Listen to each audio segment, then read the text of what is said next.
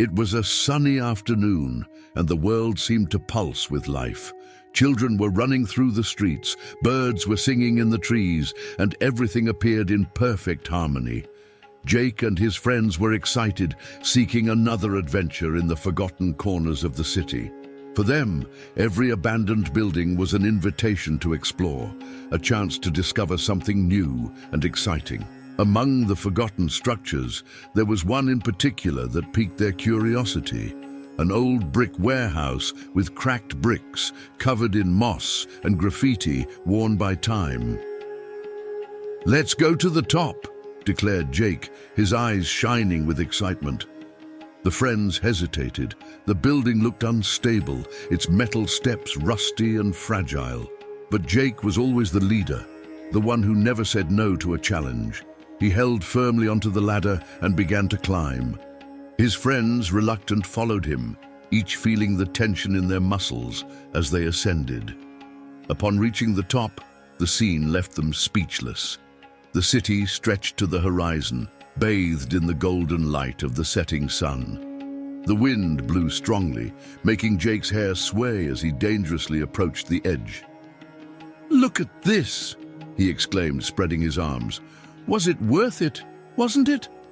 But the moment he took another step, a loose piece of gravel slipped beneath his feet. Everything happened in a second. His friends screamed, their arms flailing in the air, but it was too late. Gravity pulled him down, and the world around him dissolved into a whirlwind of light and shadows. The impact was brutal. Jake opened his eyes, but something was different. He didn't feel pain, didn't feel weight. Everything around him was a void filled with a soft light that seemed to move and breathe. He looked at his hands and realized they were translucent, as if his very existence was made of light. Panic began to take hold of his chest, but before he could succumb to fear, an indescribable peace enveloped him. It was a warmth that filled every part of his being, as if he were being embraced by something much larger than himself. The light around him began to transform, taking shapes that defied any explanation. He was drawn forward, as if being guided by an invisible force. In moments, he found himself in a different place, a vast and vibrant field, where the colors were more vivid than anything he had ever seen. The air vibrated with a soft music, and before him, luminous figures walked gracefully. Their forms were indistinct, but they exuded kindness and love. One of these figures approached, and Jake knew instinctively that it was special. He didn't need words to understand the invitation. He felt safer than he had ever felt and moved forward.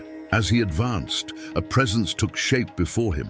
The light emanating from it was so intense that everything else seemed to disappear. But, contrary to what he had imagined, it wasn't a light that hurt the eyes. On the contrary, it was welcoming, powerful, and filled with compassion. "Jake!" The voice filled all the space around him. He felt a shiver run through his being. It wasn't just a call. It was something that reverberated within him, filling every part of his soul. He looked at the presence before him and somehow knew exactly who it was. Jesus! His heart raced. It wasn't a distant image he had seen in books or paintings. It was a living, real, absolute presence. Everything about him radiated love, a peace so profound that Jake fell to his knees. Tears filled his eyes without him knowing how to explain why. "You still have a journey to fulfill," said Jesus, his voice full of tenderness. "But before you go back, there is something you need to see." Jake nodded, unable to find words. He felt a wave of energy coursing through his body, and suddenly everything changed again. The golden field dissolved and gave way to something completely different. He was now floating above a world in constant motion. Entire cities unfolded before his eyes, as if he were seeing the world from above. He saw people smiling, helping one another, spreading love and compassion. But then, these images were replaced by others. He saw conflicts, hatred, division, People fighting, leaders speaking with expressions filled with tension and fear. The world was at a crossroads, and Jake felt a knot tighten in his throat. "What does this mean?" he asked, his voice choked. Jesus remained by his side, watching everything with a look that mixed love and sadness. "The world is heading toward difficult times," he explained. "There is hope, but there are also forces that want to destroy that hope. Many are being deceived, led to fear and despair." Jake swallowed hard. The images around him seemed increasingly intense. He saw powerful leaders gathered in closed rooms, their faces serious and worried. Some figures seemed to be guiding these meetings for good, while others acted in the shadows, manipulating events for their own interests. He realized that one of the figures was familiar. He immediately recognized Donald Trump, surrounded by advisors and strangers Jake didn't know. Their expressions were a mix of concern and strategy, as if they knew they carried an immense burden on their shoulders. "Why are you showing me this?" Jake asked. Jesus looked at him with compassion. "Because he has a role to play in what is to come," he replied. "His decisions influence millions, and there are those who wish to use him for their own ends." Jake watched as the images changed. He saw fiery speeches, crowds divided between support and revolt. He saw moments of weakness and moments of strength, but then he saw something that touched him deeply. Trump alone, sitting at a table, his head in his hands, papers scattered before him. For the first time, Jake saw not just a leader, but a man struggling with the weight of his decisions. "What can I do about this?" His voice trembled. Jesus smiled softly. "You can remind the world what truly matters: faith, humility, vigilance. No leader can succeed alone. It is up to the people to pray for them, guide them, and hold them accountable." Jake felt a wave of responsibility descend upon him. He wanted to question, wanted to say that he was just a child. But before he could speak, Jesus placed a hand on his shoulder. In the instant of the touch, a new scene formed. Now he was in a completely different place. The air was heavy, laden with oppressive silence. The ground seemed covered with shadows that moved on their own. Around him, indistinct figures emerged, their forms distorted by a hatred Jake had never felt before.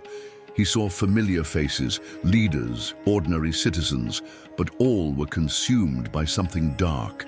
Their hands clung to invisible chains, their eyes filled with despair. "This is what happens when faith is lost," Jesus' voice echoed. Jake felt his heart race. He knew he needed to do something, but he didn't know how. Jake tried to look away, but the scene before him was overwhelming. The shadows seemed alive, moving like snakes across the ground and wrapping around people, suffocating their inner light. He felt a chill run down his spine as he realized that these dark forces were not just symbolic.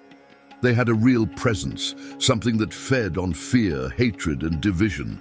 It was a silent terror that didn't need screams to be felt. Jesus remained by Jake's side, his presence firm and unwavering in the face of the growing darkness. "Oh, what is this?" Jake asked, his voice barely coming out of his throat. "It is the future that awaits those who turn away from the light," Jesus replied, his eyes reflecting both sadness and compassion. "Humanity has a choice to make. Love can unite, but fear can divide. If people allow their differences to become walls instead of bridges, this darkness will grow." Jake felt his breathing grow heavy. He wanted to do something, wanted to scream for those people to turn away from the shadows. But they seemed blind to the danger around them. Some were consumed by ego, others by anger, and some had simply given up, succumbing to despair. He saw leaders being corrupted by power, lies being spread as truths, and faith being distorted by those who wished to control it. "Is this inevitable?" Jake asked. Jesus looked at him with a serene smile and shook his head. "No, it isn't. The light still has strength. Look." He raised his hand, and suddenly, a small flame appeared in the distance. At first, it seemed insignificant, but as Jake watched, the light began to grow. He saw people helping one another, families gathered in prayer, communities uniting. Small gestures of kindness illuminated the space around, pushing the darkness back. Jake felt a spark of hope within him. "But how can I help? I'm just a child. Who will listen to me?" he asked. Jesus placed his hand on his shoulder again, and a feeling of strength coursed through his body. "Do not underestimate the power of truth spoken with courage," said Jesus. "Even the smallest voice can initiate great change. You don't need to force anyone to believe, just plant the seed." Jake looked at the light growing in the distance and knew that his mission was bigger than he had imagined. The shadows could not be defeated with violence or empty arguments, but with faith, compassion, and unity. He took a deep breath and nodded. He knew what he needed to do. Suddenly, everything began to dissolve around him. The shadows dissipated, the light grew, and Jake felt as if he were being pulled back. He tried to hold on to that feeling of peace, but soon everything became a blur. Then he opened his eyes. The air smelled of disinfectant. Fluorescent lights flickered above him. His body was heavy, sore, and around him he heard anxious voices. He blinked a few times until he could focus on the scene around him. He was lying on a stretcher, surrounded by paramedics and his family. His mother was holding his hand tightly, her eyes red from crying so much. "Jake, you're awake!" she exclaimed, her voice choking. He tried to speak, but his throat was dry. The words seemed stuck inside him. How could he explain everything he had seen? How could he convey the grandeur of that experience? He wanted to say that he had been in the presence of something greater than anything he could have imagined, but all he could do was squeeze his mother's hand, as if to say that he was there, that he was okay. The doctors considered his recovery a miracle. Despite the severity of the fall, his injuries were less severe than expected. He would need rest, but his life was not in danger. However, Jake knew that the true impact of that day was not on his body, but on his soul. In the days that followed, as he recovered in the hospital, his mind replayed the visions he had had. He couldn't shake the feeling that he had been given a mission, but how could he share something so grand? Who would believe him? That night, as the sun set and the shadows stretched across the hospital room, he finally made a decision. He called his parents close. "I need to tell you something," he said, his voice low but firm. His parents exchanged a worried look but sat beside him, listening attentively. Then Jake told them everything. From the fall, the light, the encounter with Jesus, the visions of a world in danger, and the battle between darkness and faith. At first, his parents seemed hesitant. His mother cried silently, and his father furrowed his brow, trying to absorb it all. "Are you sure about this, son?" his father asked. Jake nodded without hesitation. "I've never been so sure about anything in my life." For a long moment, silence filled the room. Then, his father placed a hand on his shoulder and said, "If this is what you believe, we will stand by your side." The words brought a new sense of determination to Jake. He knew his journey would not be easy, but now he had a clear purpose. In the days that followed, he began to write down everything he had seen and felt. Each word was an attempt to capture the truth he had experienced, but he knew that writing alone would not be enough. He needed to speak. He needed to share this message. When he was discharged, he decided to tell his story publicly. At first, his family feared how people would react. Many might laugh, call it an invention, disbelieve his experience. But Jake knew he wasn't trying to convince anyone. His mission was to plant a seed. He gathered friends, neighbors, and family at his home and told them everything he had seen. At first, many listened with skepticism, but as he spoke, something changed in the air. Some people were moved, others began to reflect. When he finished, His grandmother was the first to stand up and say, "I believe you." His words seemed to open the doors for others. People began to share their own experiences of faith, their doubts and their fears. The conversation that started in that small room spread throughout the city. Soon, Jake was invited to speak in schools, churches, and communities. What started as a recounting of personal experience became a message of hope and spiritual renewal. Some saw him as a young man with a fertile imagination, others as someone who had touched the divine. But what mattered to Jake was that his story was touching lives, and deep down, he knew that this was only the first part of his mission. Time passed, but Jake's mission was only beginning. His story spread, reaching places he had never imagined.